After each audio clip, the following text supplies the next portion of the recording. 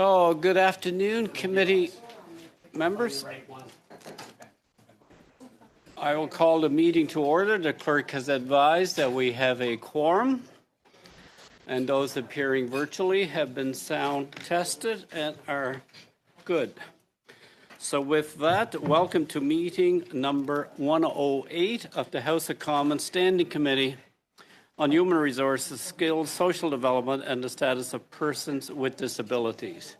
Today's meeting is taking place in a hybrid format pursuant to the standing orders.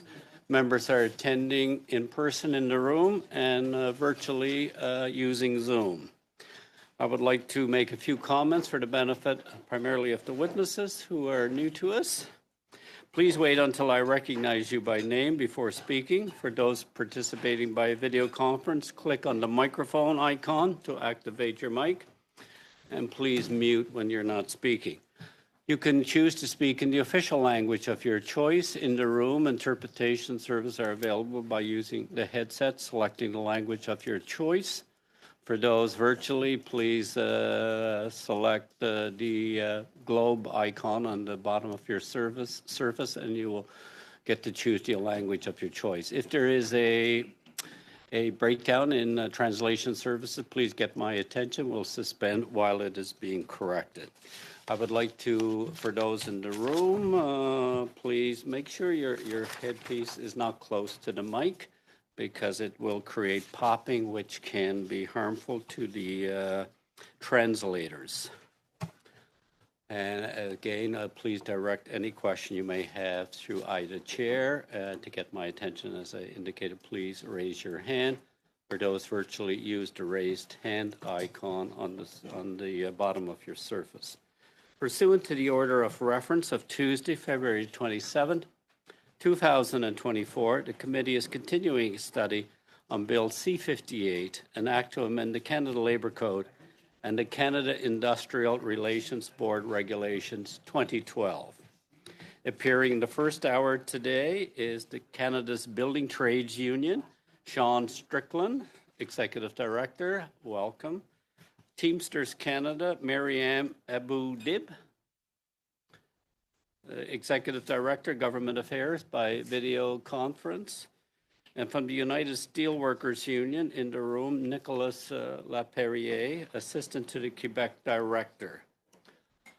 We will begin, each of you will have 5 minutes or less for your opening statements. We will begin with Mr. Strickland for 5 minutes. Mr. Strickland. Thank you very much, Mr. Chairman and committee members. My name is Sean Strickland, and I serve as the Executive Director of Canada's Building Trades Unions, the national voice for over 600,000 skilled tradespeople in Canada who belong to 14 international unions and work in 60 occupations and trades. I'm pleased to be here today, along with my colleagues, to advocate for speedy passage of Bill C-58 and remind this committee how critical this legislation is. Banning replacement workers will protect workers' rights, prioritize the collective bargaining process, and get workers back to the job. It will stabilize the bargaining process for federally regulated industries and positively impact almost 1 million workers. When workers decide to withdraw their labor and strike, these are decisions that are not taken lightly. Generally, it's the last option after all other bargaining approaches have failed. Allowing the use of replacement workers, scabs, undermines the bargaining powers of workers in the negotiation process and removes the incentive from employers to avoid a strike or lockout. Strikes where employers choose to hire replacement workers take longer to resolve, and that hurts families and communities. We don't have to look back very far to understand the negative effects replacement workers can have on our workforce. In British Columbia, 238 workers attempted to bargain with LTS Solutions, a subsidiary of Ledcor, as a local established under the International Brotherhood of Electrical Workers 213. Since 2017, they had sought a collective agreement to improve working conditions, establish job security, and secure fair wages. The majority of those workers were technicians, installing and repairing telecommunications equipment as contractors for TELUS. After union certification, the employer LTS refused to meet with the union for bargaining, and following 2 years without a collective agreement, the workers voted to go on strike. Rather than engaging in good faith collective bargaining, LTS responded by bringing in replacement workers. As a result, this strike ended up lasting nearly 6 years, with a deal only occurring in June 2023. 6 years. It took a unanimous ruling from the Canadian Industrial Relations Board to end it. Why? As telecommunications workers, they fell under federal labor laws. Unlike other workers in BC who were protected, there was no incentive for LTS to get back to the bargaining table because LTS could continue with business as usual, ignore their obligations to the unionized employees, and use their considerable resources to drag the whole process through the courts for almost 6 long years. This has to change, like it has in some provinces. Provincially, we've seen similar legislation successfully implemented in both BC and Quebec. BC's Labour Relations Code prohibits employers from using replacement workers, regardless of whether they're being paid to do that work. While in Quebec, the Labour Code represents the most comprehensive ban on replacement workers. It covers almost all workers except healthcare and public safety workers and those sectors regulated by the Canadian Labour Code. Obviously, there's a gap between the Canadian Labour Code and provincial labour codes in BC and in Quebec that needs to be addressed for the benefit of all federally regulated workers. The success in both provinces amplifies how banning replacement workers protects workers' rights, improves collective bargaining, and reduces the duration of strikes when they do occur. Mr. Chair, members of the committee, I urge you to ensure speedy passage of this bill. Let's get this done for Canadian workers and their families. I look forward to the discussion and your questions. Thank you. Strict. Now, Ms. Abou-Dib for 5 minutes, please.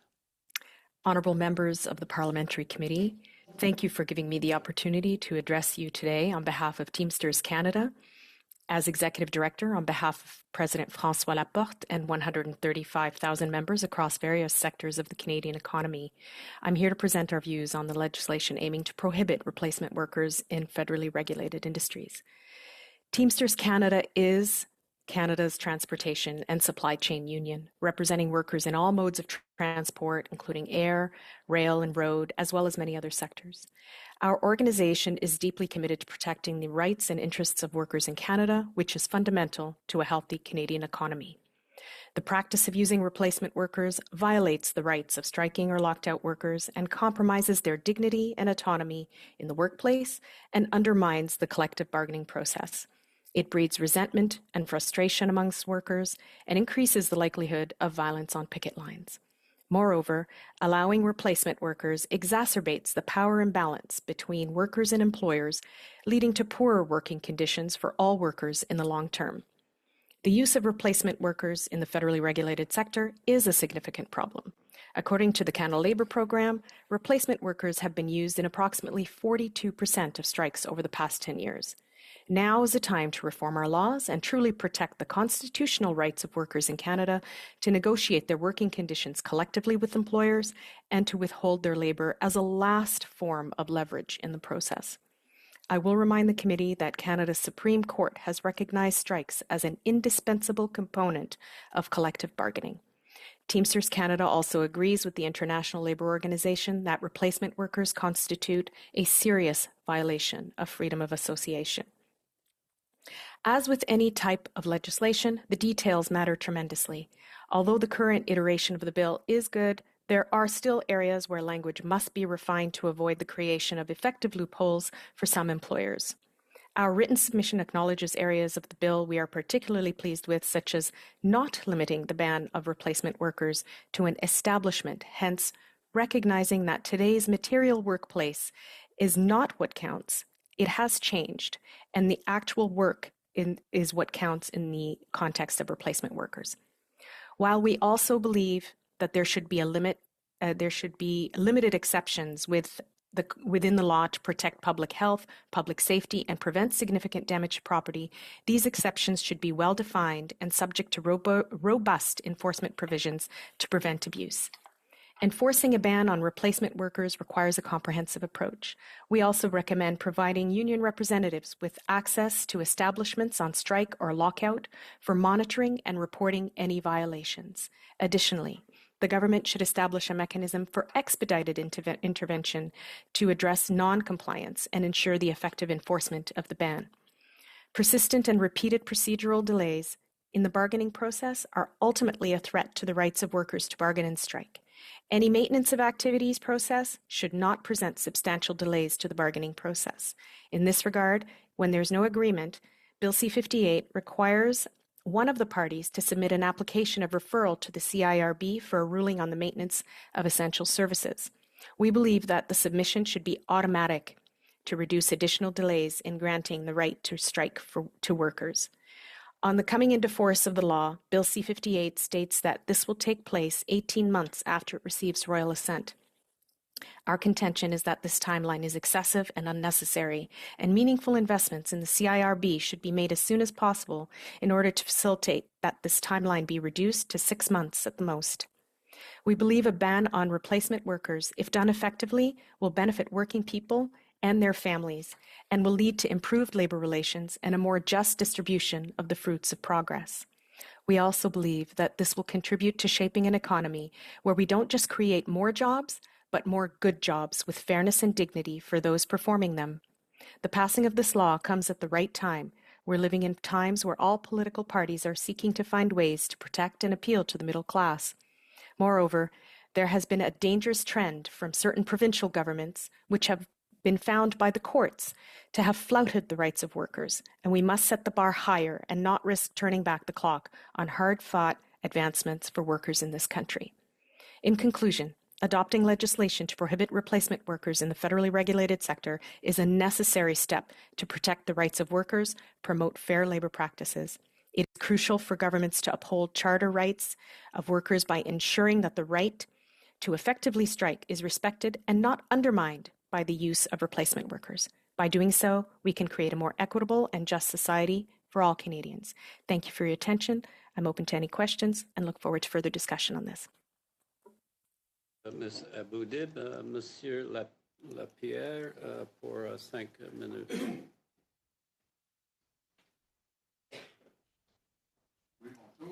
Le syndicat Les Métallos représente 60 United membres. Steelworkers, USW, represents 60,000 members in the private sector in Quebec in various sectors of activity such as mining, wood, metallurgy, aluminum, various primary, secondary, and tertiary processing plants, security guards, hotels and restaurants, seniors' residences, telecommunications, air, rail, sea and land transport, and the list goes on.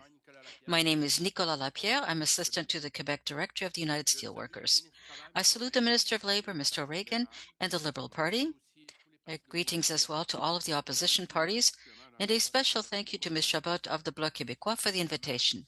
And finally, I'd like to say hello to you, members of the committee, and Mr. Chairman, and thank you for giving me the space I need today to appear before the committee. This is very important for us.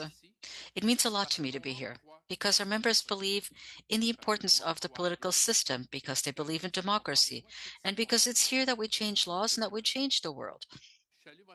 I salute your commitment to public service, as well as your collaboration in protecting the middle class.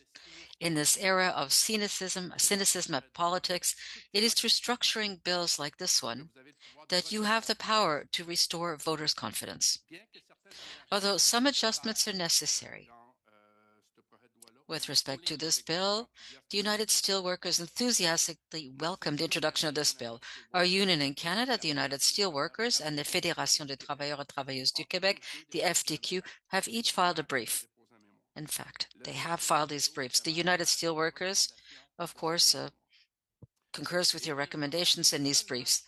And I would only like to comment on one recommendation in my statement.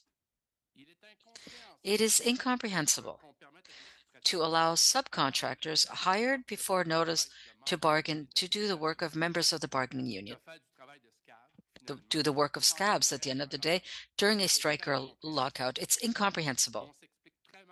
It's hard to understand why this intention should be removed from the bill.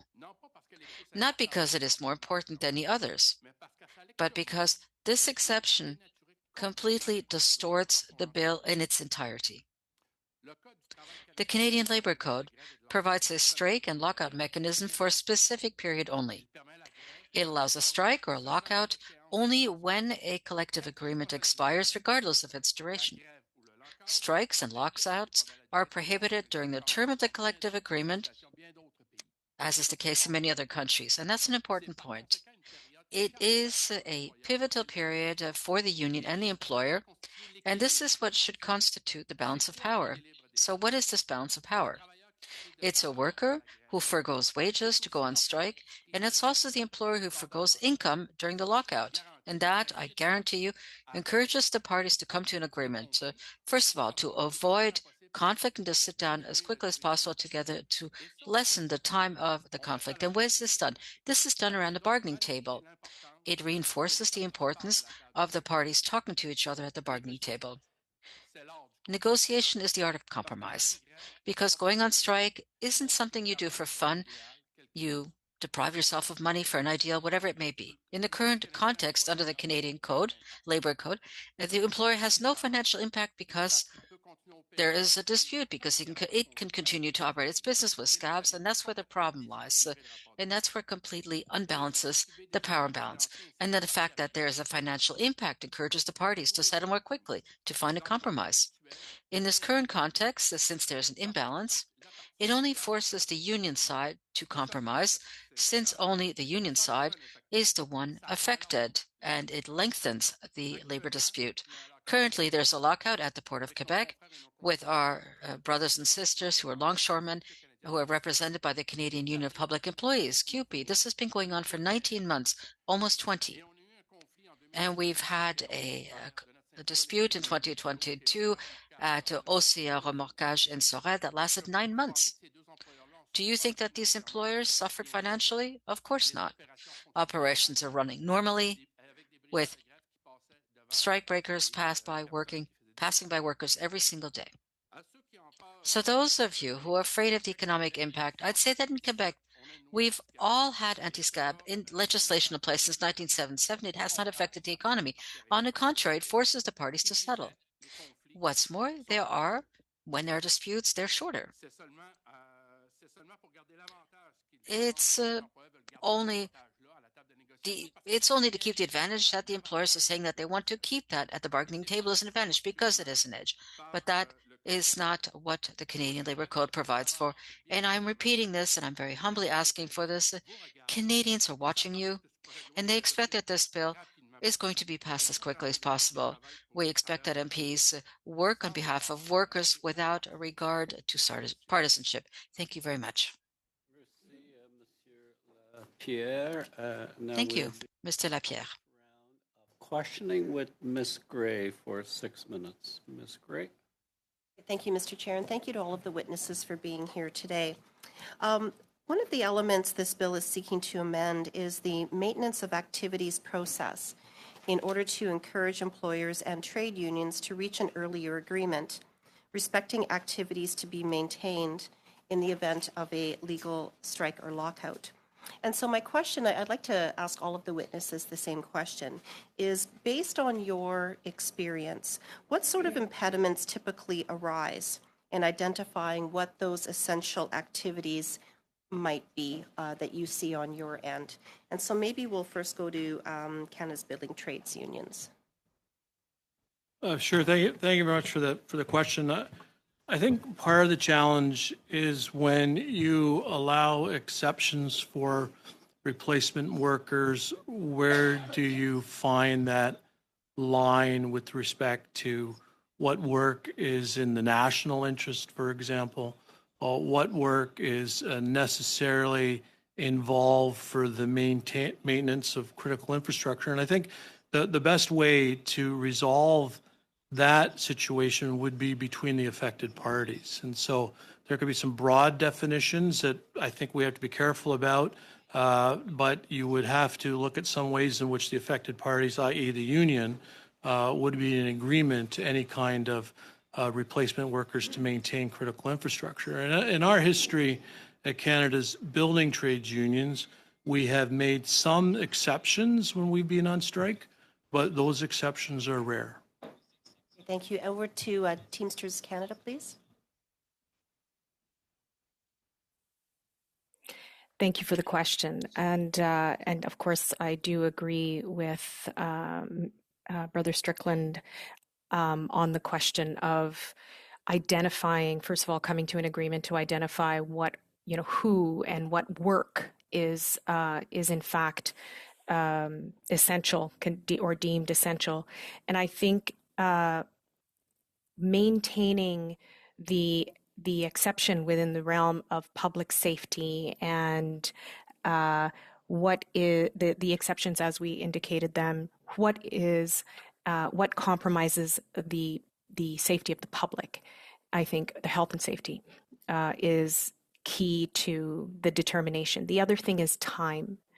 And the timelines that we should be in a position to determine, again, the union and the employer, what is essential within a very short and limited timeline, and that determination should begin as soon as bargaining does, so that we're not in a situation where where the delays exacerbate a strike or a situation at the negotiating table. Great, thank you. And to United Steelworkers Union, please. Ben, écoutez, je pense que la clé du succès I là-dedans, think that the key to success in maintaining essential services in the case of an exception is only the two parties who know this, who are around the bargaining table, that is, the employer and the union. Well, we've been doing this on a regular basis, and we do this when we bargain a collective agreement. It's not in anybody's interest to leave the company without health and safety or heating in place or something that would impact the viability of the company, because there will be a post-bargaining, there will be a post-dispute time. Normally, the parties negotiate and come to an agreement, and they agree whether or not to maintain the workers at work. If there's no agreement, as sometimes happens, it's up to the Canadian Labour Relations Board to adjudicate this. So once again, it's important to supply sufficient staff to the CIRB, because I've been involved in a number of bargaining rounds over the past few years, because with that, we often face months of waiting before we can appear before the CIRB. So obviously they have to have the necessary resources to hear the dispute. It's in the interest of all that the parties come to an agreement. The Canada Industrial Relations Board, I wanted to ask, that the bill intends to encourage faster decision making, and I wanted to ask if based on your experience, what typically causes delays in their decision making process. I've only got a minute, so maybe we can just have some quick answers. So we'll go first to Canada's Building Trades Union. First. Well, I think it's just a delay of process and the willingness of a company who's using replacement workers to continue along that process as long as they possibly can. Thank you. Over to Teamsters Canada, please. Yeah, I think in addition to that, a insufficiently resourced CIRB. So I think ensuring that you have adequate resources to actually deal with the questions in a timely fashion is very important. Great, thank you. And last, to United Steelworkers Union, 20 seconds. Je vais aller dans la même direction. I'll concur as my sister. Again, it's a matter of insufficient resources at the Canada Industrial Relations Board, because on both sides, this can also often begin prior to negotiation. We encourage it. Well, once again, what we're facing is months of delay before we're heard, and that creates a hurdle. This is something that we must keep in mind to ensure that the CIRB has sufficient resources to ensure that the parties can agree. Thank you, Ms. Gray. I forgot to start my clock. I'm taking your word. Mr. Long for 6 minutes. Thank you, Chair. Good afternoon. Good afternoon to my colleagues, and thank you to our witnesses. It's extremely transformational and very important legislation that we're dealing with today. I am pleased to see the Conservatives today actually ask some questions on the legislation. They have been avoiding talking about it. I am encouraged that they did support it to come to committee. And let's hope they continue to show support for unions. Last week, pardon me? Hopefully you have a question about it. Last week, we heard some representatives, CFIB and others, including, Conservative MPs, state that this type of legislation actually increases the length of the strikes and is a disruption to supply chains. But we have heard testimony also that contradicts this view, with examples of how the use of replacement workers has caused actually longer strikes. So, Mr. Strickland, and I want to say that Arlene Dunn, a good friend of both of ours, who was the previous executive director of the Canadian Building Trade, says hello.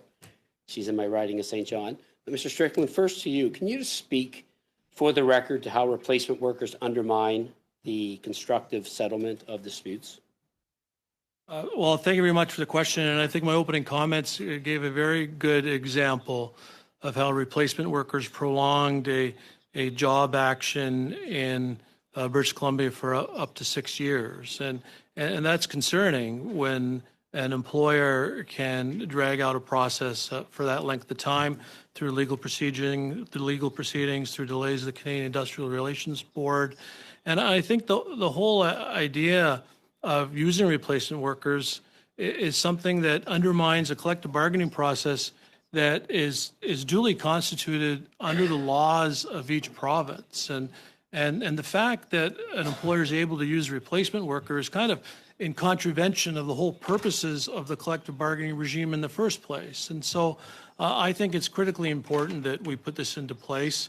There is strong evidence from various professors at schools across Canada indicating that the length of strike is shortened when you're not allowed to use replacement workers. And common sense would dictate that that would be the case. If your work as an employer is undisrupted, even though you're trying to negotiate with someone because you're able to bring in replacement workers, where's the motivation to get back to the negotiating table? And so it makes sense that the length of strikes are shortened, and there's evidence to prove that. There's also a lot of talk at times through the study that unions want to go on strike, and it's their first choice. So can you just speak to that? Absolutely not. Absolutely not. The strike is the absolute last resort for a union when they have failed to reach an amicable agreement at the bargaining table. A strike imposes and has our membership endure hardships that many of us could not imagine. And union leadership take great time and consideration in recommending to their membership that they go on strike. And so anyone who suggests for a minute that unions have a proclivity to strike is not in touch with today's economic and labor reality. Thank you for that. I'll be back to you, Sean. Mr. Lapierre, do you want to comment on that? Oui, merci beaucoup de l'opportunité de Yes, répondre à thank you for giving me a chance to answer that question. It's clear for us that it shortens labor disputes for the very simple reason, and I need to see it in English. Money talks, both for workers and employers. Positions may be completely opposite at the beginning of a bargaining round and when we're in a dispute, but what we want to do is settle it at the bargaining table. Essentially, that's what we want. Employees and employers want us, and most of the issues are settled at the bargaining table. But the reality is this, when the weeks pass by, often there are positions that become lesser and people will come to compromise because at a certain time it's time to come to a settlement, and it puts pressure on families as well. We have to be honest. There are divorces and suicides when labor disputes last too long. A labor dispute is very difficult. We don't do that for fun, but we do it because we believe it, we have an ideal, and it's the same thing for the employer. If the employer goes into lockout, there are reasons that they have, and we have to respect them. But after that point, we must reestablish a balance. And I can assure you that after a few weeks, people are more comprehensive, and they will go part of the way to come to an agreement. So it does not extend disputes, rather it shortens them. Care to comment on that, please? Sure. I think the statement that unions want to go on strike is utterly absurd. And the fact of the matter is that I don't have the national stat. I was about to look it up, but definitely I could tell you from the Teamsters perspective that over 98% of our collective agreements are negotiated peacefully, without conflict, and that the other 2% either there are different forms of conflict, which include strike or lock. You muted yourself. Pardon me. Nobody Please wants to conclude your go on comment. strike. Yes, no one wants to go on strike. There's a loss for everyone in that situation. Thank you, Mr. Long. Madame Chabot, pour 6 minutes. Merci, Monsieur le Président. Merci. Thank you, Chair. Thank you very much to all of our witnesses. And allow me, please, to salute you in solidarity for the day-to-day work that you do every single day in order to promote the working conditions for the members that you represent. And as a parliamentarian, that is also our role. The Canadian Labour Code should protect all workers.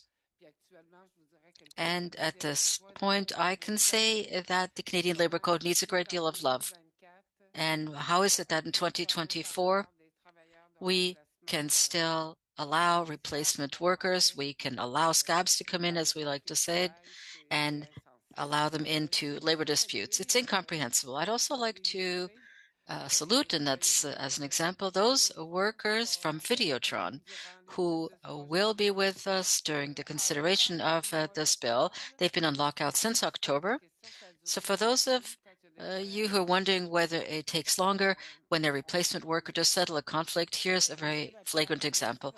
Mr. Lapierre, thank you very much for appearing before the committee today. And you cited an example. And in fact, you were also on the picket line, so we're eager to see what happens with that Ocean company. Could you perhaps speak a little bit more about the impact that this lengthy strike has had due to the fact that there were replacement workers coming in to replace workers who are on strike? The first impact is that this conflict, without that, would not have lasted 9 months, because workers don't wish to be on a labor dispute for 9 months. At a certain point, it's like anything, is when you begin bargaining, you have your demands, and we begin this, but over the weeks and the months that go by, inevitably, the positions become a little bit tendered, and then we start to talk about money. But in the case of our people in Sorel, the employer was hiring scabs, and every day the scabs would come in front of the picket lines who were holding up their posters, and they earned a much higher hourly wage, and that's up to the employer. Nevertheless, it's very frustrating for those people seeing people come and do their work. And these workers were fighting for quality of life and working hours. They were not only fighting for money, but they had an ideal. At the end of the day, they achieved it, but it took 9 months. So inevitably, it extends labor disputes. As I said, these conflicts are very difficult for families. When money is short in the home, often this has an impact on couples, on children, on sports, and people's ability to benefit from life and leisure and sports. And we do this on a basis of principle, but there is collateral damage, and it's always the workers who are impacted.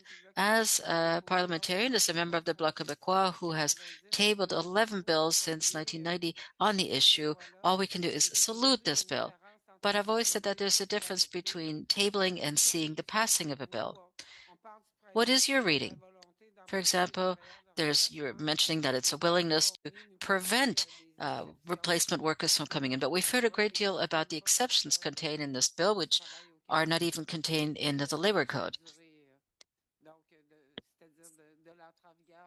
And also, when this comes into force, do you believe that as drafted, this bill meets with the intent that it has set out? Well, clearly not.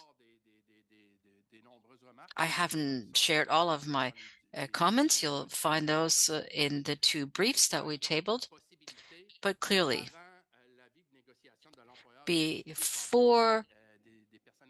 even before a notice is sent out for bargaining, the employer can hire scabs. We understand what the will is behind this. Again, this is what I do around a bargaining table. I always wonder what the other party wants, but I'm trying to understand exactly what it is we have to gain from this, except perhaps to give the recipe to employers to call out and bring in external resources before bargaining even begins. That's the only thing I said. We can also wonder about that 18-month timeline. We don't really understand why it's necessary to have 18 months to apply this. We don't quite understand that. In fact, we don't understand it at all. And there are a number of different points in this bill that really cause us to question it. And again, you are trying to force parties to agree on maintaining essential services. And to do that, you must also give enough resources to the CIRB. That's necessary. I have faith in both parties when they bargain, and I think it's important to underscore the importance of what occurs around the bargaining table. Again, the bill requires a number of corrections. There are some major ones and others that is specifically the ability to call on scabs prior to bargaining. And that's a perfect recipe where the employer can foresee a labor dispute and a lockout. It makes no sense to me at all. And we're going to be treated as being involved in a conspiracy, but there are certain shortcomings here that need to be corrected. That is clear. Now, for workers from the public federal service came to talk to us, and they indicated that they were very surprised to see that this bill did not cover federal public servants. Would you agree that this kind of legislation should also apply to federal public service? Absolutely. I do not represent these workers of the public service, but by solidarity, there's something we like to say in Quebec, you have to eat the whole portion. That is the government, the current government, that is the Liberal Party. If that truly is its vision for all of the employees in Canada, it must also ensure that this applies to its own employees. We see that in Quebec as well. Of course, there are certain essential services that this should not apply to. That's obvious. It can't be wall to wall, but from the outset, it should also apply to federal public servants. Thank you, Madame Chabot. Mr. Boris, 6 minutes, please. Thank you very much, Mr. Chair. Thank you to our very important witnesses who are appearing before us today. It's an important moment. I come from a political party who has always focused on the rights of workers. And in our discussions and negotiations with a minority government and in the agreement that we signed publicly, it was major to obtain this gain, which bothers people. Because last week, some employer organizations come to see us and said, look, there aren't enough sanctions, and if we could, we would simply throw out this bill into the garbage. So I think that explains a great deal about the starting point and where we're at with some groups. So, Mr. Lapierre, I'd also like to say to you that that case you spoke about is very obvious. I went to visit this. I went to visit your members over there, and I must say that it was very difficult to see this. It was hard to see people who are earning more than they were steal their work. So given this example, of course, Mr. Lapierre, there will be further examples. How would this kind of legislation restore balance at the bargaining table between the parties? Well, as I've said from the outside, all is a matter of a power balance and a balance. Again, when I sit down at a table, I'm sitting in front of somebody who's my equal. I'm negotiating equal to equal. Nevertheless, we have to ensure that the power is balanced. And in this case, when I ask for certain things and the employer asks for a concession, we don't agree, the employer tells me, well, by the way, that's too bad. You're going to have to take this. Otherwise, we simply decree a lockout and we're going to continue to operate. As you will understand, this completely changes the dynamic around the bargaining table. This needs to be balanced out. We're a society of the rule of law, where we give an equal opportunity to all, but everybody has the same tools, the same weapons in hand. And I apologize for that image, but it is very important to reestablish that balance of power. That is how we work in labor relations, and that's how we work. It's from one equal partner to another. And now there is an imbalance, and that has to change. Mr. Lapierre, thank you for that. I also agree with your comment when you indicated that the company is already dealing with subcontractors before the very beginning of a bargaining, and scabs should not be allowed to do the work of members of a bargaining unit. And I think that's an important point that you raised. Mr. Strickland, again, in that vein, similarly, you taught me something quite terrible. You spoke about a 6-year labor dispute in British Columbia because of the use of scabs. That's terrible. But you said something interesting. You said this legislation is going to foster the collective bargaining process. It'll allow workers to go back to work. I'd like to hear you speak to that in the case that you mentioned, LTS. Oh, sure. Thank you very much. Well, similar to my brother Nicholas beside me here, I think it will stabilize the collective bargaining process because, as we know, and as my brother from the Steelworkers has mentioned, it's a power situation. When we're at the bargaining table, we have an equal amount of power, but that power is only trumped from our side by our ability to strike to withhold our services. And that is the ultimate thing for a union to do, which we do not take lightly. We've discussed previously in terms of how rare it is that we use that withdrawal of services only when we're at an impasse. But that is severely undermined when the employer has the ability to replace your labor with replacement workers. And so if that ability is taken away from the employer, now the power balance is restored and you're more on equal footing. And so that stabilizes the collective bargaining process for the benefit of the employer and the worker. Madame Aboudib, qui est en... Ms. Aboudib, online, I think you raised an interesting point. That is, it's important to conduct the necessary verification to make sure that illegal scabs are not being used, as well as to ensure that the agreement agreed upon by the parties is complied with. And I had read about a picket line where people were under the Quebec anti-scab legislation, but apparently the employer sent an inspector to the site, even though this legislation in Quebec has been applied for a long time, for decades, was not complied with. To that extent, will this federal legislation enable us to avoid that trap? Thank you, Mr. Boulris. It's true that we need to draw lessons from other provinces, in addition to Quebec, with respect to the enforcement of this legislation. And what occurred in Quebec and what is currently also taking place in British Columbia is that it takes far too long to do the checks with employers to track to what extent the legislation is being applied. We wish to support the implementation, or at least the government's ability to implement the law.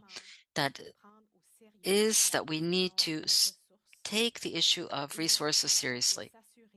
And we have to ensure that if we want to enforce an act and we want to strengthen it, and we want to provide adequate resources to organizations who must implement the law, that they have sufficient resources. 1 second left. Thank you, Mr. Boulris. You're the next for 5 minutes. Thank you, Mr. Welcome Chair. to HUMA. So I certainly understand the importance of unions I was going through some of the notes from the transcripts from the hearings, and I think Lana Payne said, no country has achieved shared progress and prosperity for working people without strong unions and strong collective bargaining laws. I assume you all agree with that. I want to let you know I agree with that. I'm going to share a personal anecdote, which is that my son works in construction and is a proud member of his local union. He worked in private sector construction for a while. He was well treated, but there was no comparison to how he has been treated since he has been in a union. The pay is better. The safety is better. He is going to go to trade school, and that is going to be paid for. The benefits are enormous. So I understand the incredible value that workers get when they join a union. It has made a distinct improvement in his life. I do want to quickly talk about some of these aspects of the bill. So the first thing I want to ask about is Clause 11, which talks about it adds new Section 99.01 sub 1 to indicate that if a complaint is made to the CIRB about an employer's non-compliance, it goes on to talk about that. But then it says the board must issue an order, if applicable, with the time limit prescribed by regulation or as soon as is feasible if there's no time limit prescribed. That seems a little vague to me. What do you think that time limit should be? Or is there a current time limit, and do you think that time limit is acceptable? And anyone can answer that.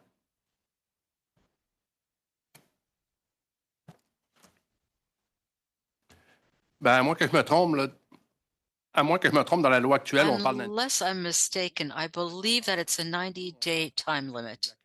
We believe that this should be reduced to 45 days to provide for a realistic process, because clearly this has an impact on what will occur at the bargaining table or will not occur at the bargaining table. Again, I come back to my earlier comments. Again, it's all a matter of the balance of power. If the employer is in violation of the anti-SCAP legislation, we have to be able to tell the employer that this is not appropriate, and what do we do? Do we leave the table, etc.? So as quickly as possible. So the more aligned you are in reality, the better it is for everybody, both for the employer as for the trade union. I'd like to add. Oh, yeah, go ahead. Sorry, Mr. Sivak, if it's all right. The brother is correct about the 90-day limit right now in the bill, and it is actually a bit of an improvement on where we are today. But if I think that if we have to exceed the 90 days, if there's a need to go beyond the 90 days, then that the right to strike should be automatically granted to the workers if the CIRB has not rendered a decision. Okay. So that takes me back to actually ask about the CIRB. How's that functioning? Because a lot of this is going, has the potential to end up back there when you're determining whether, this is someone who's violating the anti-SCAB rules, anything like that. It can all go back to the Canadian Industrial Relations Board. Are they resourced properly? Are they staffed properly? Are you happy with the composition of that board? How's it worked for you in the past? I would defer to my colleagues on that question. From our perspective, there needs to be more resources for the Canadian Industrial Relations Board. And given this pending legislation and its ultimate passage, the implications for more enforcement of the bill have a further implication that more resources are needed at the CIRB. But I will let my brother and sister respond more directly. I'll simply add that, yes, in addition, we've been saying that more resources are needed. The evaluation of the CIRB, it plays an extremely important role in labor relations and at the federal level, and there isn't a problem with the CIRB other than the fact that it's the insufficient resources to deal with the demands. On the question of demands, again, on the maintenance of service, the question of maintenance of service, the most important folks that should be determining that, it really should be the two parties, the union and the employer. The CIRB truly should be an absolute positive last resort in this in that particular aspect. think I'm out of time. Thank you, Mr. Seebeck. Now, Mr. Collins for 5 minutes. Thanks, Mr. Chairman, and welcome to the witnesses today. Ms. Aboudib, I'll start with you. Sometimes governments are elected and they don't have the best interests of workers at heart. We've seen that with Bill 377 with the Harper government, and we've also seen that recently in the province of Ontario, where the Premier capped wages at 1%, and it went to the courts and it was deemed unconstitutional. You referenced the provinces here, and one of the questions, I'm not asking you to talk about the politics of it, but one of the questions that I've asked witnesses is that when this legislation is passed, it'll be added to the list of Quebec and British Columbia, and will probably go a long way to help the union movement in terms of implementing the same kind of legislation in other provinces where there currently is no protection for workers. Can you comment on the importance of what this legislation will do in terms of assisting with the movement in those areas, in those provinces where at present there might be pushback the other way in terms of violating workers' rights, as we've seen with the province of Ontario wage cap? Thank you for the question, Mr. Collins, and you're very correct in your analysis in trying to bring out the fact that the federal government has a very important role in leading the way when it comes to legislation and creating a society that is a fairer one for all Canadians. And when the Supreme Court rules that the right to strike and collective bargaining and freedom of association is a charter right, then that should in fact trickle down not just at the federal level, but it should trickle down into the provincial jurisdictions as well. And just like minimum wage and other progressive labor legislation, then that at the federal level are adopted, provinces often fall into line. So absolutely very key to creating the conditions for provinces to also take up a ban against replacement workers. Thanks for that answer. I'll follow up with another reference you made in your opening. You talked about that the use of replacement workers not only undermines the collective bargaining process, but you talked about how it creates a sense of resentment and can lead to violence. And I referenced in the previous two meetings United Steelworkers' efforts in the 1940s when they fought for a 40-hour work week in Hamilton with Stelco, as well as their fight for paid vacation days. And when the 2,000 scab workers were brought in at that time, there were bricks, bats, and other things that were used with police and the company representatives. And for decades, those stories were told in the city of Hamilton as it relates to the company's actions and those people who went in as replacement workers.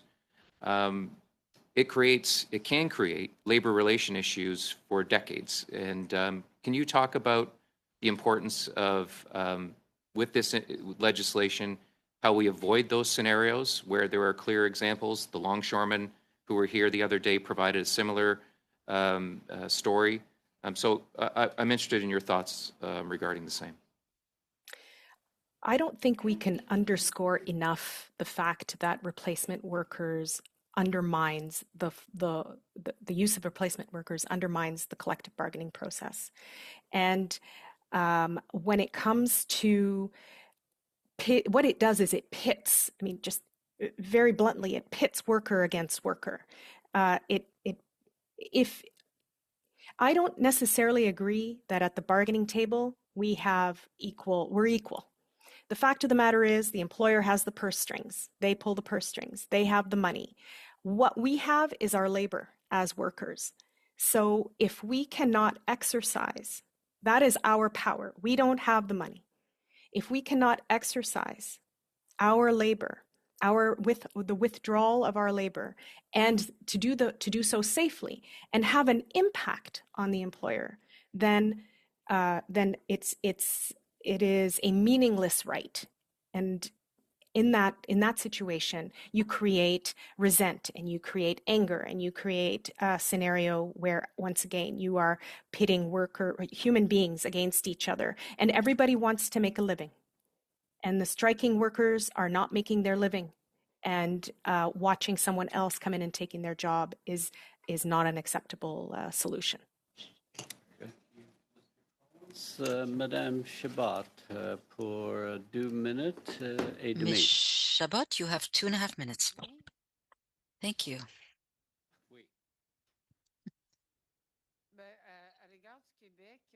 So regarding Quebec,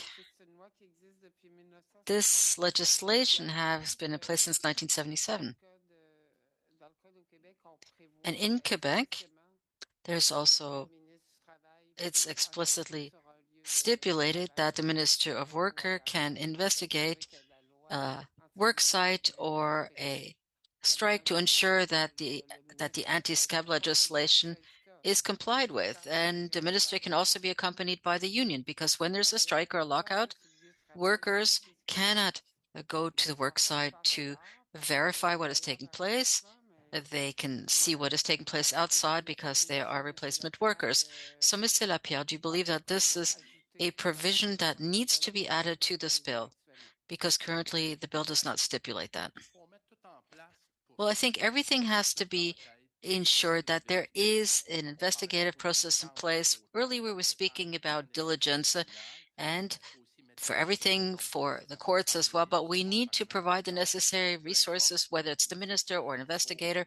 Regardless, what is necessary is to put rigor toward this. Right now we have 90 days, and last year I was in a bargaining round and we waited for months.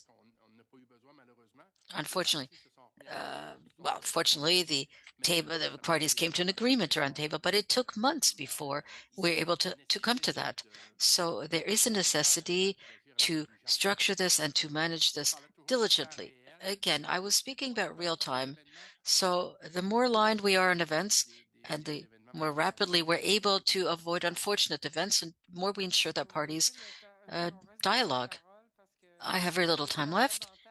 But what is essential here, and again, we heard this from the employer side, but everybody is entitled to their opinion, but the right to strike is a charter right. It's a fundamental right.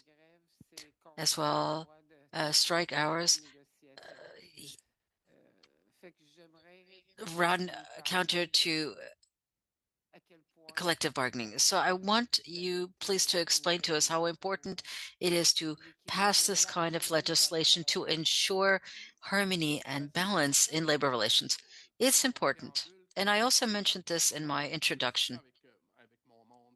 I work a great deal with my teams and my family, but I have deep faith in the legislative process here. It is necessary. And this is how you give people confidence in the system. We explain to people, why is it that we vote? Because at the end of the day, there are important results, outcomes that come out of it. We were working on retirement plans, but right now we're working on anti-scab legislation. It's important to send that message. Mr. Chair, I'm almost done, but I think we need to set aside partisanship. I think we need to work on this to make sure that we come to a result. Thank you, Ms. Chabot. And Mr. Lapierre? And Mr. Boulris, 2.5 minutes, please. Thank you, Mr. Chair.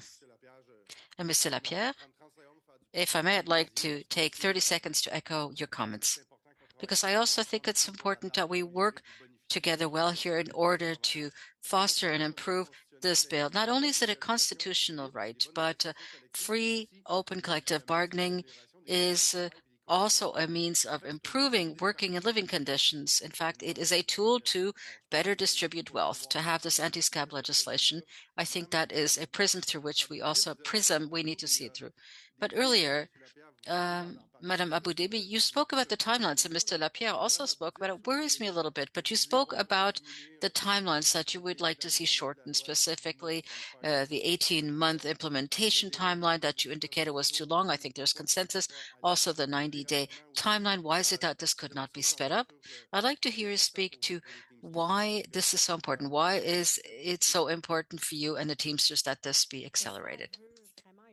Well, if we want to see true implementation that is significant, that enforces an act that sets out to work all workers, it means that the timelines be shorter. Currently, under the Act, there is no prescribed solution after those 90 days.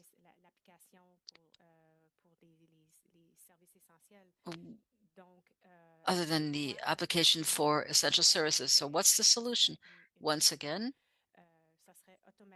I think it should be automatic that after 90 days, if there's no list, if there's no agreement, that the rights of these workers be maintained. That's all. So it pushes us a bit more. We're speaking about essential work so that we can identify the services that are truly essential. Thank you. Thank you. I think it's very interesting because where it would become prescriptive here and we wouldn't find ourselves in a vacuum and we don't know what happens if CIRB would be unable to render a decision within the timeline provided for by law.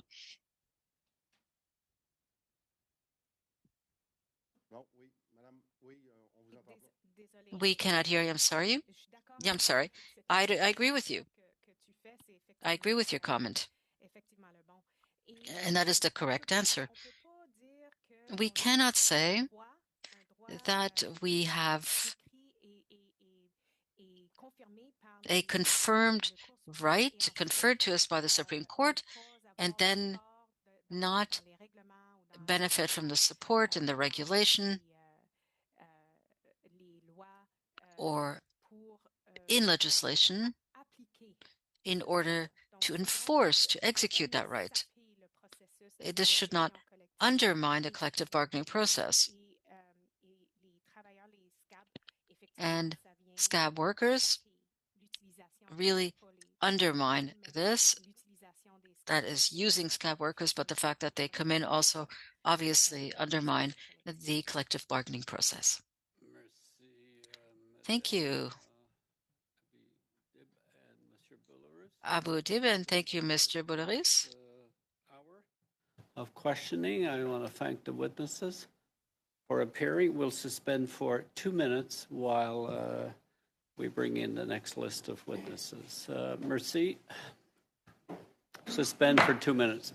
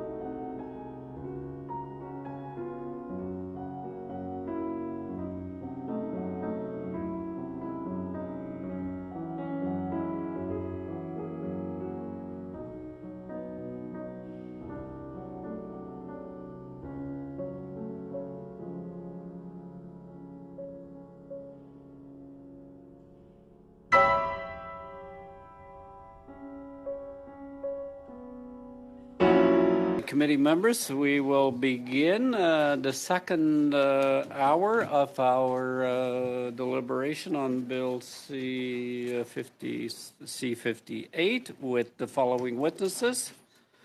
Charles Smith as an individual appearing virtually. From the Canadian Union of Public Employees, Mark Hancock and Enick Desjardins. And the United Steelworkers, Local 1944, we have Donna Hokiro, as well as Corey Mandrick. Good? Welcome. We'll begin with Professor Smith for 5 minutes or less, please. Thank you, and thank you for allowing me to be here. I apologize that I'm not able to attend in person. Somewhat ironically, the teachers in Saskatchewan are in a rotating strike position, and I've been having to pick up my kids for lunch hours, so we weren't able to leave until last week. I really am honored to be before this committee. I think this is a very important bill. I've been following the debates in the House and in this committee quite closely.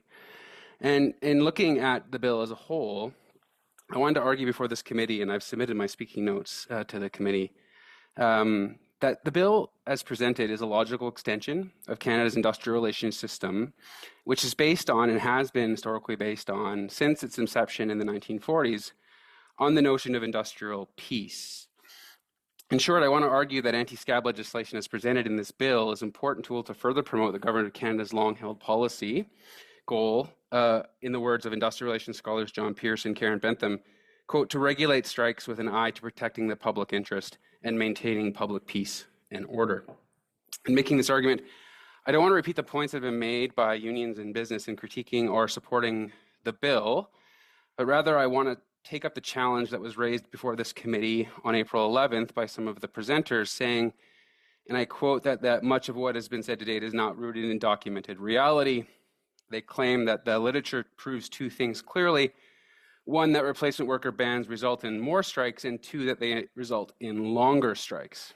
I fundamentally disagree with this interpretation of the data, and it is, in my opinion, a narrow reading of the literature on strikes and lockouts in Canada. I'll further seek to explain my argument, and this is laid out in more detail in my submission, by looking at the two jurisdictions that have introduced anti-scab legislation, Quebec and British Columbia. So, a few things before I get into that particular point is that when we look at Canada's industrial relations system, it's built on this idea of industrial peace, and the Canadian government and its provincial counterparts since the 1940s have designed an industrial relations system that is really much designed to restrict the ability of organizations like unions to withdraw their labor at will. They can only do it in very specific times and in very specific circumstances. They have to go through a significant set of legal hurdles to withdraw their labor and thus be declared a legal strike. And I could get into that in more detail if people want. I'm sure you are aware of it. But, they can only strike after declaring an impasse in bargaining. They can usually, most jurisdictions, they can only do so after a mandated cooling off period, before mandatory conciliation. All strikes must be authorized by a vote of the membership. And the list goes on and on. So my argument would be there that the governments in Canada have already put up significant hurdles for unions to withdraw their labor and to declare a legal strike, all with the policy goal of declaring industrial peace. Once a legal strike has been declared, though, the one remaining hurdle that contributes to more intensity on the picket line, and we can document this by qualitative research, interviewing strikers throughout the past 40 years, that when scabs are used, there's a high likelihood of more intense violence on the picket line. That is a well-documented result of the use of replacement workers in Canada and in Canadian strike history. So taken together, what I would summarize in the example so far is that legal rules in the Canadian system already place numerous restrictions on workers' ability to strike. And in so doing, when workers take that legal action, they're not doing so in any kind of willy-nilly way. They're following a very specific set of rules that developed over the last 80 years or so, but we're still left with this conundrum, the conundrum being how can we maintain peace and stability on a picket line? I would argue that this bill goes a long way to do that. And we know that because two jurisdictions have implemented anti-scab legislation in Canada, and they're both long-standing. They've lasted the test of time, and they haven't been withdrawn by governments of any political stripe. So we know that in Quebec in 1977, the government of René Lévesque, the Parti Québécois, passed an anti-SCAB bill in 1977 to address some serious concerns in the construction industry. And in 1993, the government of Mike Harcourt did something similar in British Columbia. Now, when we look at the data with regards to two claims that were made by witnesses on April 11th, is that there's a possibility, they argue, that anti-SCAB legislation will contribute to more strikes and to longer strikes. But when we look at the data historically, I find very little evidence to support this claim. In fact, in 1977, when the Quebec government passed this legislation, strikes indeed did go up slightly, and then since the 1980s have fallen precipitously until last year, and this struck me over the weekend. I was looking at strike data over the weekend, and the 2023 numbers were recently released, and Quebec in 2023 went through historical strike data or strike numbers of strikes in its history. But it would be hard to make the argument. Thank you, Professor Smith. I'm going sorry. to keep everybody to their timeline, so on notice, so we can get everybody in. Mr. Hancock, for the Canadian Public Employees, 5 minutes or less. Monsieur le Président, bonjour à tous les membres du committee. Thank you, Mr. Chairman. Welcome to all of the members of the committee. My name is Mark Hancock, and I am the National President of the Canadian Union of Public Employees. 1,000 frontline public service workers across the country.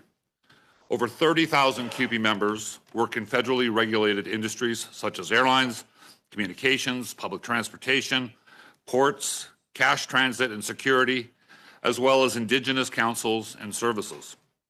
I want to thank you for the opportunity to speak on Bill C-58 and the urgent need for anti-SCAB legislation in Canada.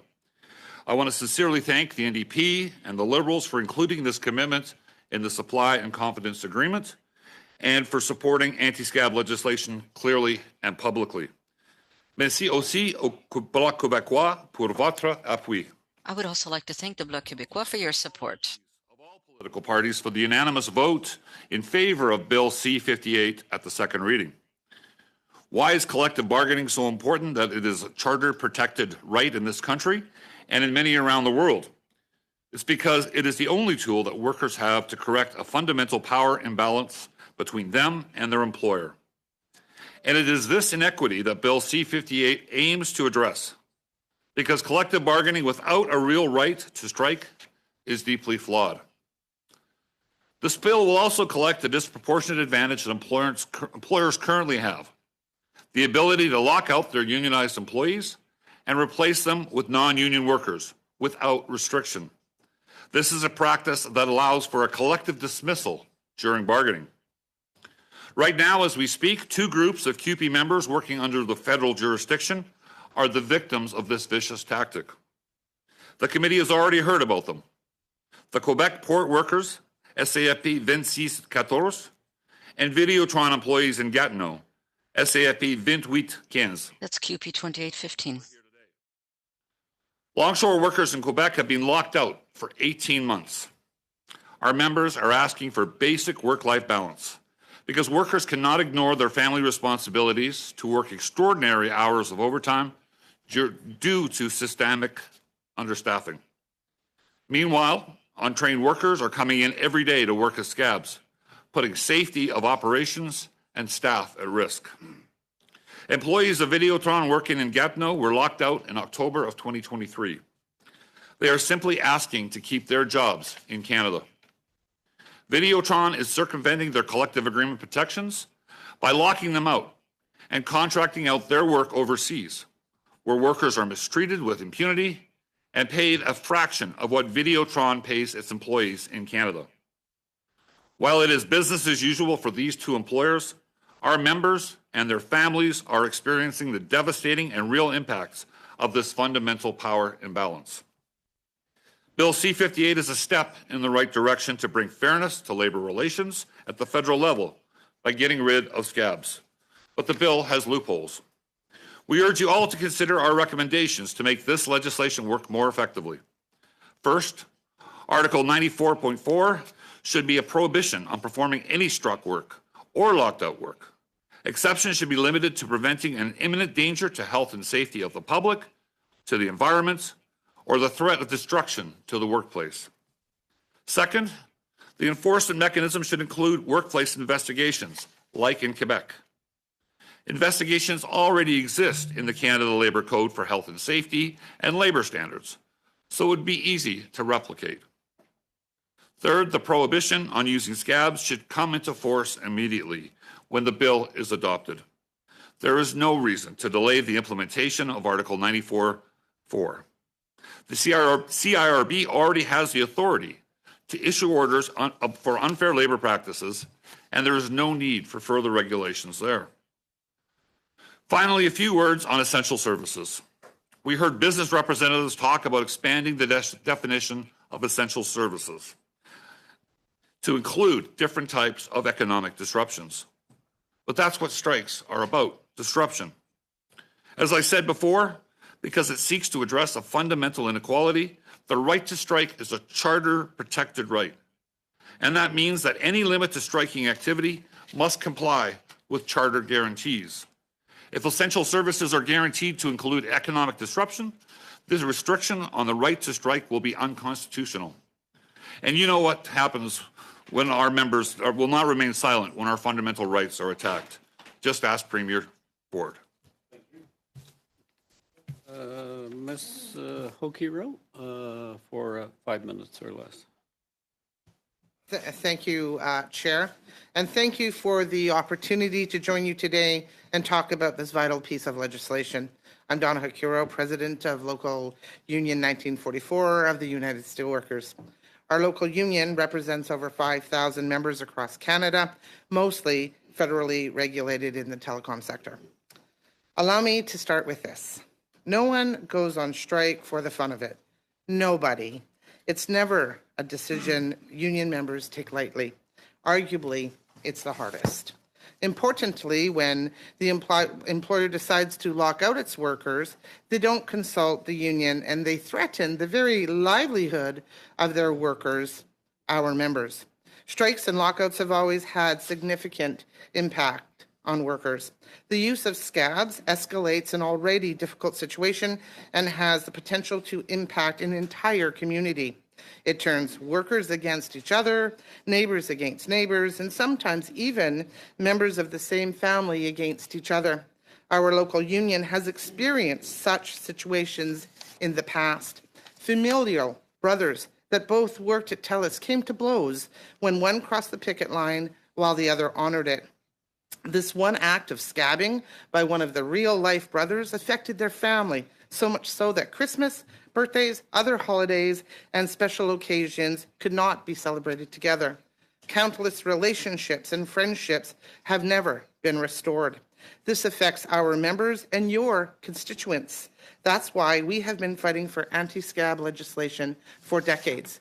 Anti-scab legislation already exists in British Columbia and Quebec. It has proven that bans on scabs reduce the number and length of labor disputes and restores the balance to collective bargaining. More importantly, it upholds workers' constitutional rights and leads to better working and living conditions. But the bill before us falls short because it includes loopholes that could allow employers to bypass the ban and unnecessarily delays workers' protections. First, anyone performing the job of a worker on strike or lockout must be included in the ban whenever they were hired.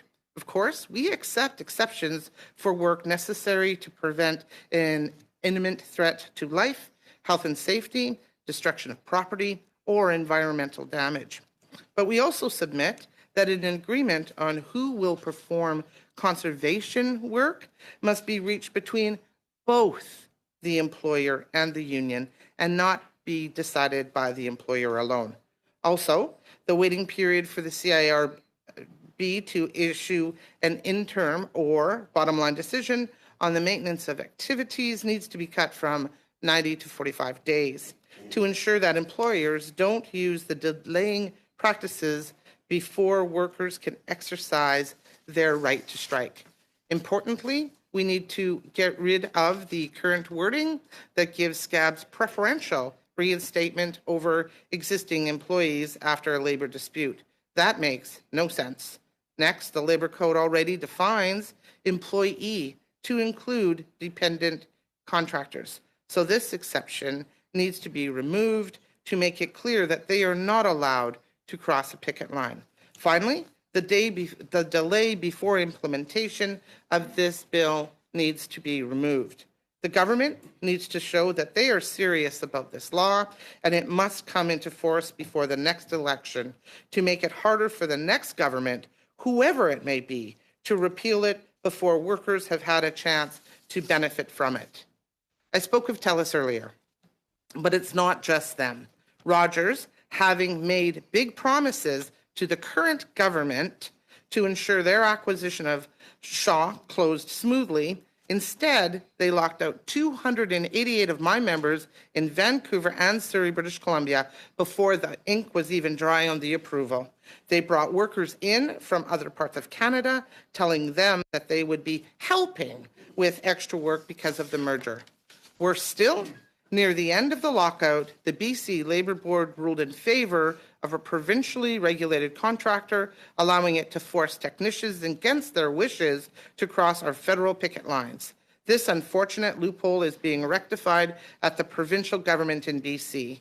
Please ensure this new legislation respects any picket line, regardless of what jurisdiction it falls under.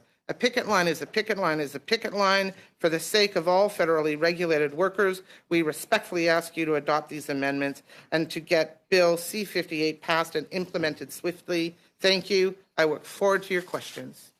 Thank you, Ms. Fukuyura. Mr. Seaback for 6 minutes. Thank you very much, Mr. Chair. I'm new to the committee and I'm new to this study, but I was going through and reading some of the testimony from before, and one thing that jumped out at me was what Lana Payne had said. When she was here, she said, no country has achieved shared progress and prosperity for working people without strong unions and strong collective bargaining laws. I'm assuming everyone here agrees with that. I want to say, that I agree with that 100% as well.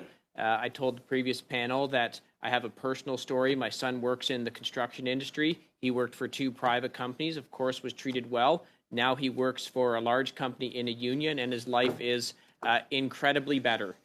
His pay is better, safety is better, the benefits and opportunity are better. His life has dramatically improved because he's in a union, because I fundamentally believe that unions create better paying jobs for Canadians. And that's where I want to come to with my questions on this bill. I want everyone to know that. When I look at the bill, one thing that I look at is the section on fines, where there is going to be an offense. Clause 12 of Bill C-58 adds new section 100.1 to the CLC to establish that if an employer contravenes the rules on the prohibited use of replacement workers, there could be a $100,000 fine. For each day on which the offense is committed or continued. Now, taking out how long these things might take to go and get deliberated upon, do you think that fine is sufficient? Where do you folks stand on that? Everyone can take a turn answering. Sure, absolutely. And there's definitely a union advantage, and I'm glad your son is enjoying that. My kids have both also had union jobs as well, and definitely have experienced much better conditions when they've worked in those environments as well. With respect to fines, I have no problem with them being higher at all. And when we as unions do something that an employer does not think is right, it doesn't take long for the employer to take us to whichever labor board it may be, provincial or federal, and the threats of fines are significant. You may recall we had a significant job action in Ontario with education workers, and the Premier Ford there, I think it was about $1 billion that we were going to be fined in the first week. So I think the stronger the fines against employers, I think that would be very helpful in leveling the playing field.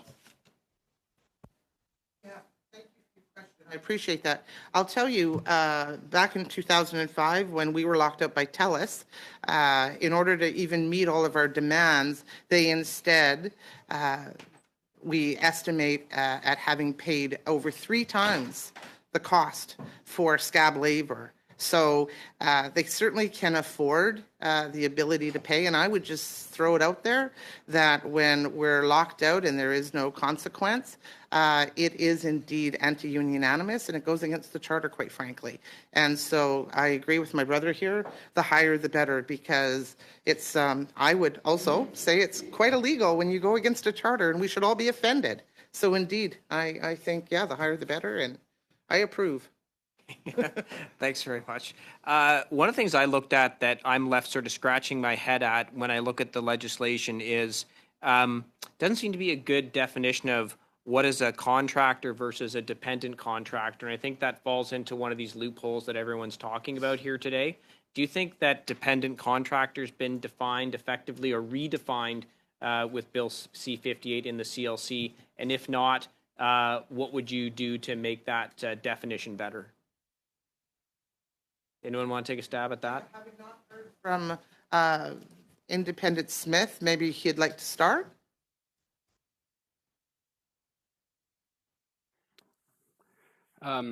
Sorry, did you want me to respond to the first question or the second one? The second one, please. My union and our work doesn't deal with independent contractors, so I would defer to some of the union leaders who have dealt with this directly. In fact, our recommendation is to broaden the scope of the protection against scabs, against replacement workers. Dependent contractors are considered employees under the code, so that is not an issue here. But the problem with the definition that we have in the prohibition is that it allows for employers to continue working with their contractors during the strike, and that's the problem that we have. My final question is going to be for the steelworkers, and I'm going to veer a little bit slightly off, but I hope you'll bear with me. So I also work on the International Trade Committee. We heard from steel producers that imports of steel have gone from 19% of the Canadian market in 2013 to 39% in 2022, mostly because of dumping from other countries. Do you think that it's really important, like this bill is important, that the government takes some steps to revise how we deal with anti-dumping, which is taking away good union jobs from steelworkers across this country? Yeah, certainly. Just to be clear, I am in the telecom sector, so I wouldn't be an expert on that. But what I am an expert on is I'm a worker as a worker, and I come from the shop floor of over 30 years. So dumping absolutely takes jobs away from our steel sector. And by the way, it makes a very poor product, and it's unpatriotic, quite frankly. And we should be, very stern against any dumping, regardless your logo on your pin, because it's anti-Canadian, and there should be jobs for Canadians always first, and steel workers all the time.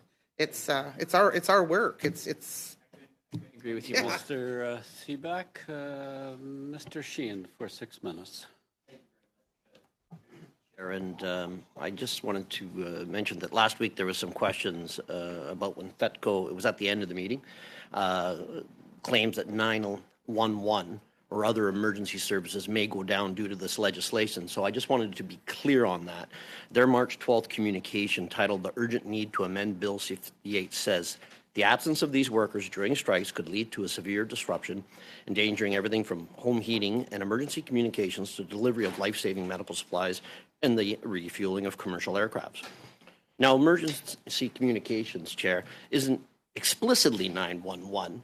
So I'll point out that twice, on February 20th and February 21st, they shared an op-ed by Robin Guy, which asserted, and I quote, I said, and I quote, "During a strike, replacement workers would not be able to fix problems. Customers in affected area could be without even emergency services, including access to 911, be there need ambulance, fire department, or police." Now, as discussed, and it seems like the witnesses had agreed with me, not only would 911 services be protected by the maintenance of activities process, but Bill C-58 actually improves this process to protect the health and safety of Canadians and to prevent serious environmental or property damage. So I just wanted to clear that up because we had ran out of time as we were finishing. So my first question, Chair, is to Professor Smith. And we heard from FETCO and other corporate groups that raise concerns around Bill C-58 and how it might increase the frequency of strikes. In November 2023, you published an article in the Monitor titled "Anti-Scab Legislation Does Not Increase Strikes Despite Corporate Propaganda." Professor, could you speak more about your findings after Quebec and BC tabled legislation banning the use of replacement workers? I noticed that you had ran out of time. Thank you for that question. And yeah, my final thought on my presentation was that we saw the same trends in BC, and I was going to end there. But let's break it down. So to understand context about why strikes occur and why we see an increase or a decrease in strikes cannot be, I think, correlated to one single legislative act or one single act. So in 1977, when the government of Quebec introduced its anti-scab bill, it did so for very specific reasons. The Quebec construction industry was notoriously complicated, and there had been some serious strikes with some serious acts of violence, and the government acted in a way to try and prevent that. So while we saw an increase in strikes in the next 2 years, they start to decline, and then they decline precipitously. And one of the reasons for that is, structural changes in the economy. We moved from, the Keynesian welfare era to a different type of era where markets were more free, and so on. And we saw a decline in strikes, which ended up seeing less and less people in private sector unions. We saw similar trends after 1993 when the government of Mike Harcourt introduced a similar anti-scab bill as this, similar in context of the Quebec governments. And actually, 1993, if we start there, is a high point for strikes. After that, it declines precipitously in British Columbia, and it's never been matched since then. So I don't see the evidence that one legislative act leads to more strikes or longer strikes. It's actually much more complicated than that, and I'm not convinced by the evidence that in those briefs, Mr. Sheehan. The final thought is the issue of longer strikes. Now, that's a bit more complicated because we do see a few longer strikes after anti-scab legislation, but then we see periods of shorter strikes as well, which would lead me to conclude that, again, it's context specific. How do we understand that? We look at each specific strike and try to see what the issues are and what's happening on the ground. The one thing I will conclude with is we do know for sure that when anti-scab legislation is introduced, we see less incidents of violence on the picket line. And I think that's an important policy objective of the Canadian government's industrial relations framework. So you would say, based on the data, that there's no correlation between strike activities by labor unions and legislation prohibiting the use of replacement workers? Like there's no direct correlation to what has been stated. Is that correct? Absolutely. Thank you. Keeping on the sort of fear-mongering that's been out there, whether it's on Twitter or in statements, you, along with 70 other labor experts and professors, urged the government to adopt C-58. And, you further went on about what was happening with legislation in Quebec and in British Columbia, and I'm sure our members from the NDP and the Bloc would agree that, again, there doesn't seem to be any of that kind of economic collapse happening as a result of it. So could you expand on that fear-mongering about, like, economic collapse? Because as soon as a strike happens, or as soon as it appears to happen, there's right-wing interventions that say it has to stop, even sometimes before it starts. So could you please comment on that, and perhaps I'll let my union friends make a comment on that as well. Well, I would echo what Mr. Hancock said.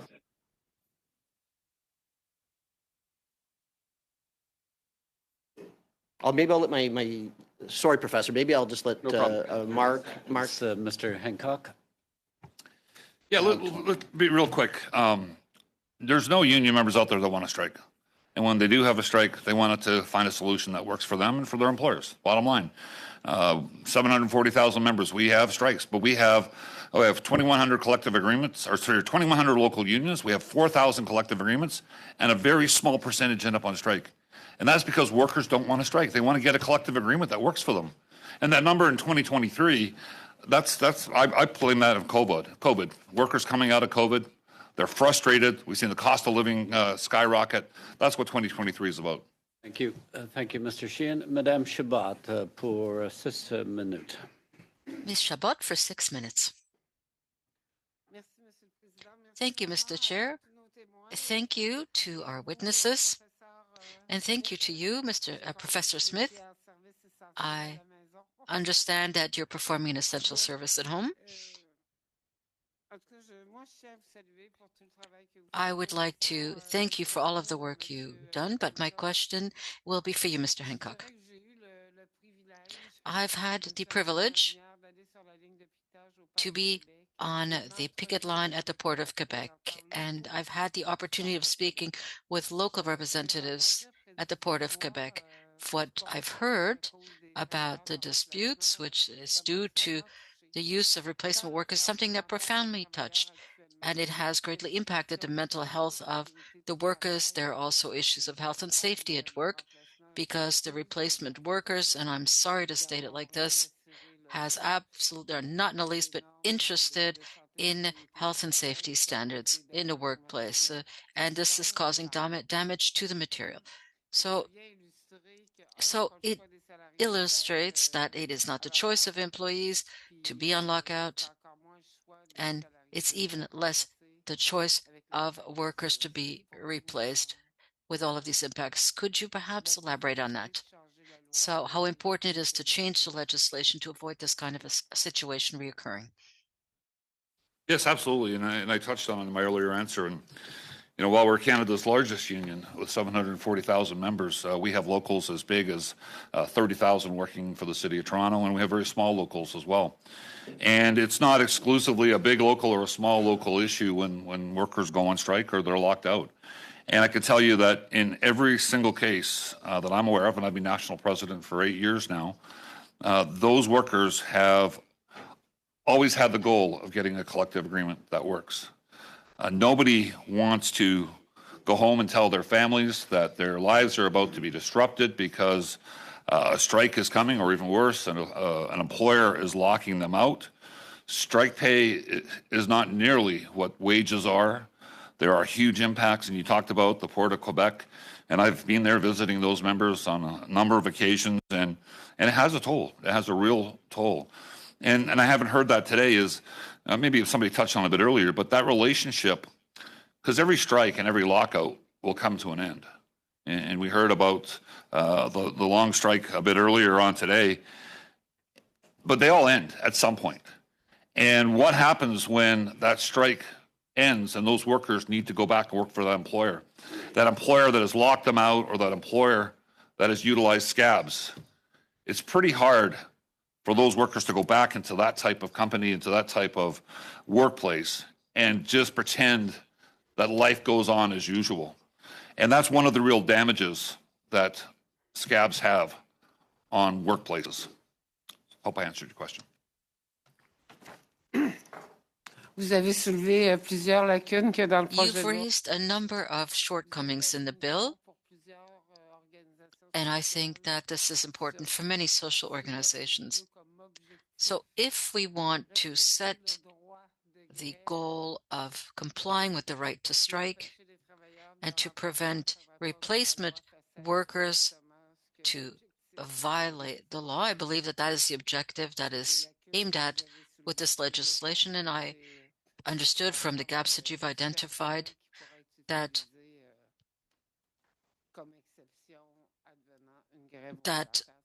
all of the staff could use the exceptions in the case of strike or lockout. I do have a question for Ms. Hokiro. Am I pronouncing your name correctly? You represent TELUS workers. I know that an alarm bell has been sounded with respect to the cutting back of excellent jobs in TELUS in Quebec and in Canada, and these are being outsourced abroad. And I imagine that it's a similar situation when there's a strike or a lockout, when it's in telecommunications sector, as Videotron is, that everything is sent away and that you call on replacement workers. I'd like to hear you speak to that, please. Thank you very, very much for your question. So, I mean, I'm just going to be very blunt here. In 2005, when we were locked out, the TELUS had said they turned on their first overseas call center. We have video footage of it. Said we're only doing it to give the folks on shore a break because we've locked out our employees. But the truth of the matter is, more and more and more offshore centers there are. And so we are actually in a very precarious position. Since then, there has been no actual ability to have a proper strike if even our members wanted to, because like the panel before, the sister had said, there is no balance. There just isn't. We can only withhold our labor, but if withholding our labor, someone else is just going to do it, there is no balance. There is nothing we have then. And worse yet, it's not even done by Canadians. So it is so precarious. It's not feasible, and we'll lose our whole industry. Monsieur Boulouris, pour 6 minutes. Mr. Boulouris, 6 minutes. Thank you, Chair. Thank you to our witnesses. Thank you to all for being present for this very important study. This is a historic bill, but it can be enhanced and improved. Yes, at the Port of Quebec, that is truly shameful. It's 18 months now. I also had the opportunity of visiting the picket line there. It's very tough to see cars driving by with the scabs that will perform the work of your members who are being locked out. As well, we have members of Videotron who are with us today. And I'm quite stunned to see that not only they're here to maintain their labor conditions, but they're also striking to keep their jobs, because there is a major threat of moving away those jobs in the telecommunications sector. I think we need to address it. I agree, of course, with the fact that a picket line should never be crossed by anybody. But even the Quebec legislation, as in British Columbia, there are exceptions. In the current bill, the contractors that are sent in before the notice is sent out can continue doing their work similarly as they did previously. That is, if somebody was watering plants, that person has to continue watering plants. 10 hours work, cannot be hired to make phone calls, but has been hired for that purpose only. But once again, and I think, Mr. Hancock, you made a good point. I think it's necessary to have the right resources and the means to do these verifications, to check this, to make sure that this Canada Industrial Relations Board has the necessary resources. I'd like to hear both of you speak to this. But what happens as well if the contractor is offshore, which is increasingly the case in telecommunications? Is that not something that worries you? Not only having recourse to subcontractors, but to contractors, but especially those who are outside of the country. Thank you.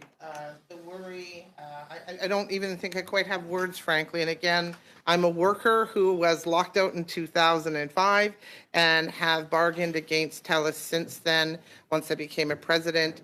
And there's not much of a hammer, quite frankly. And, unions typically want to go and, rah-rah their members and say no concession. But honestly, that's all we ever take, and we have no choice, because not only will we be replaced by scabs, they probably will not ever have us back. And then so, as Brother Hancock had said, there's going to be a resolution at the end, but when you have the ability to just offshore everything, I don't know that there'd ever be a resolution, and that hurts all of our constituents across the country, and that hurts our economies and our communities. It hurts all of our Canadians. It just does, and there's just no coming back from it. We need this legislation, and it needs to be fixed, and as soon as possible. J'ajouterais, on a ici des. I would add this. We have people from Videotron here who could speak about the work that is being done and sent outside while they're in a labor dispute. Obviously, that's a much broader problem. and it goes beyond the scope of the anti-SCAP legislation because protecting jobs should not only rest only on the shoulders of the backs of workers, but they were courageous and they have decided to stand up to employer. We have to ensure that this legislation does not allow contractors to continue working. Well, they say, look, they're outside of the country. We don't know exactly what their conditions are. And so we've made that recommendations to not allow existing contractors to continue working either during a strike or a lockout, because the employer can plan prior to the notice of meeting to increase that volume of contractors. And then it was the issue of inspections as well. I think you mentioned that. It's important to note that we need to have proper access to information so that we can obtain the necessary evidence to exercise our right to remedy. And I think in Quebec we should have put that in place. It exists in Part 2, Part 3, but we need to put it in Part 1 and 2 of the Act.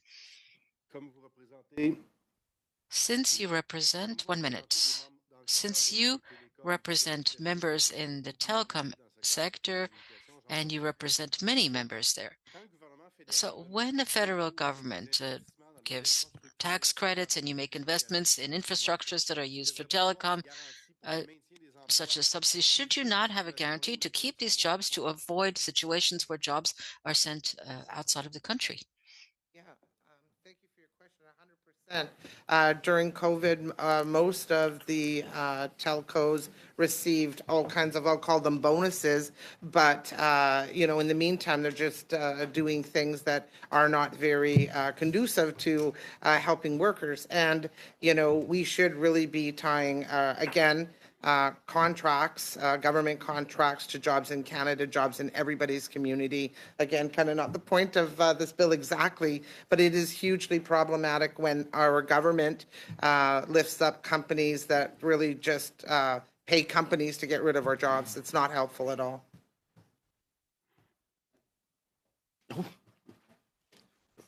Yeah, I mean, part of the problem here is free trade, but I don't have time to get into that. But, but I mean, yeah, fundamentally, isn't that what our government, our representatives are here to do, is to make sure that all Canadians can make a standard of living that supports their families? And I'll leave it at that.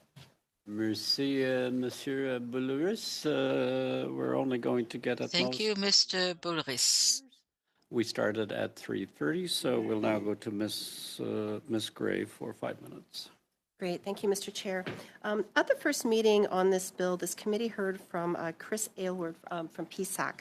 And I wanted to hear your thoughts, Mr. Hancock, on a comment that he had made in reference to outside consultants and contractors. And what he was referencing was that, anytime you go outside and do any kind of contracting out and you're not consulting with people performing the duties, then it's going to be a disaster. These are his words.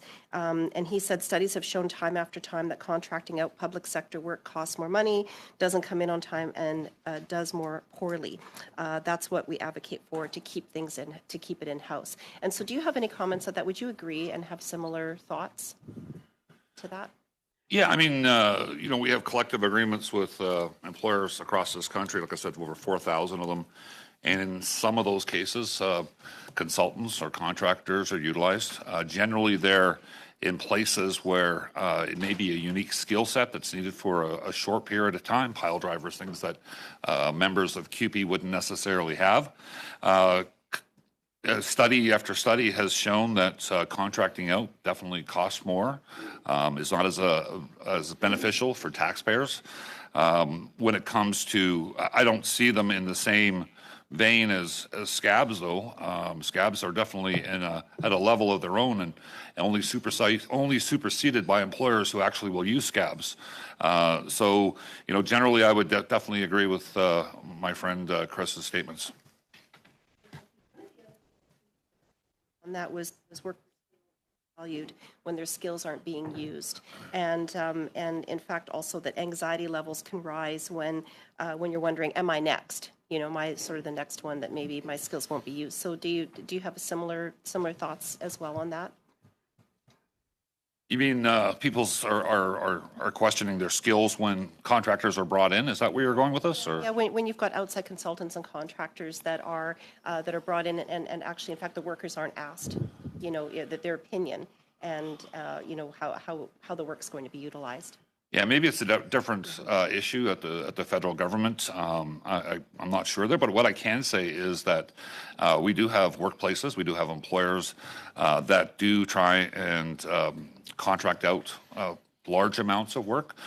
We have many collective agreements across this country at all levels, provincial and federal sectors, that has provisions that give those workers support, that certain work can't be contracted out. Sometimes they're tied to employment levels. As long as everybody's working, some work can be contracted out.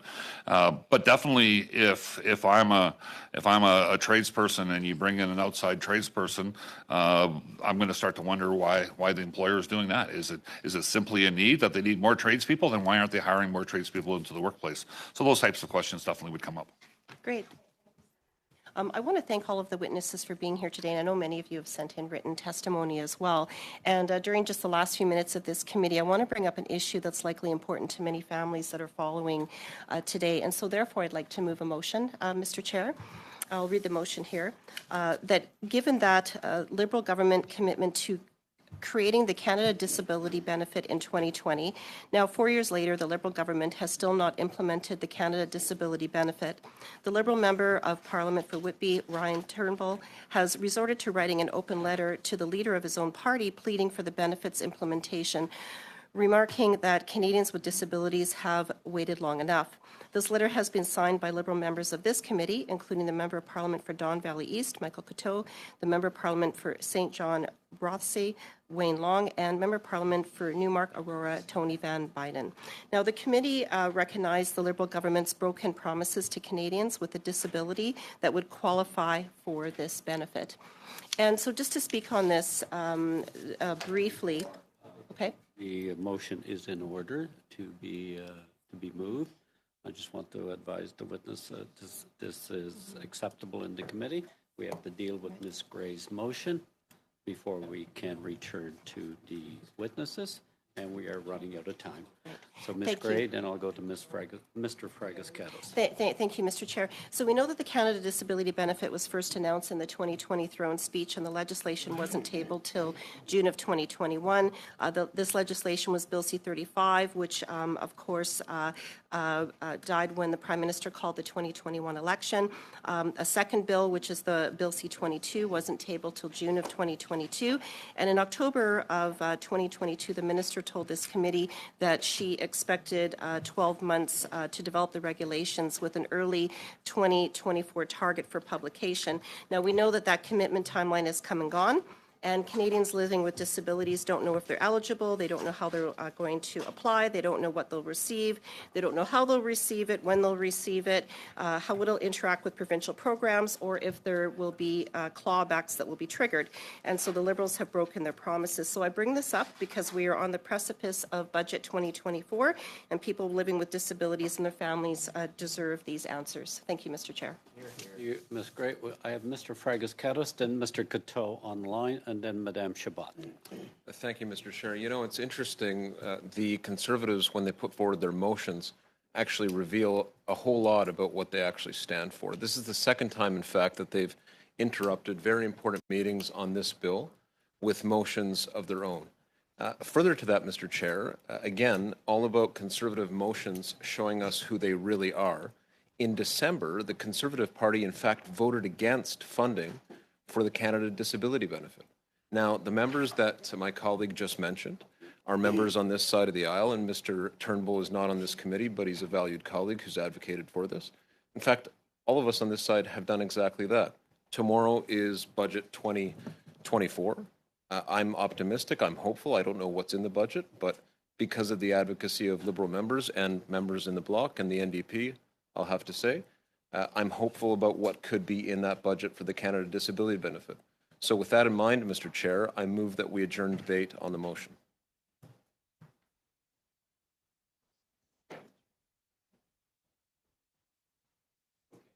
namely because it renders it moot, and we could revisit it if There's been a at a later motion to time. adjourn debate on the motion. So I'm going to call a vote on the motion. On the motion to adjourn debate only. Mr. Fragascados? Yes. Mr. Long? Yes. Monsieur Sheehan?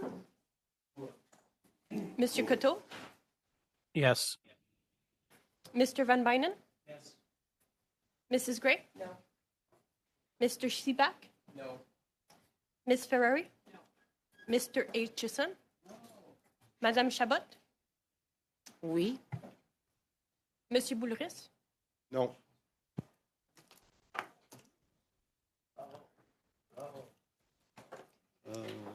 Yes pour 6, nays contre 5. So debate is adjourned on this particular motion. We are running out of time. Will the committee members just indulge me for a moment or two on some committee business? On Thursday, April the 18th, the committee currently has planned to hear from witness on Bill C-58 for the first hour. Second hour, we will go into committee business to conclude the consideration of draft report on artificial intelligence. One, I would hope, with the indulgence committee, to get to second version as well. So committee members should be prepared to do that. Again, it's so that we can create some time in June to get to housing. So just be prepared as well. If we get through version 2 of artificial intelligence, version 1 of the volunteer study, you will have it tomorrow. I would like to begin version 1 of the study on volunteerism in that last hour. I know I'm being very ambitious, but I'm taking some nods from Mr. Aitchison. So I just want to give you a note on that. That's what my plans are for the second hour. As well, I'll have to get approval for 5 budget items to cover the scrumptious lunch we've been having at committee, as well as to invite committee members. So with that, witness, I thank you for your time. We did conclude the majority of the discussion today on Bill C-58. So thank you. With that, is it the will of the committee to adjourn? I'm seeing yes. Committee adjourned.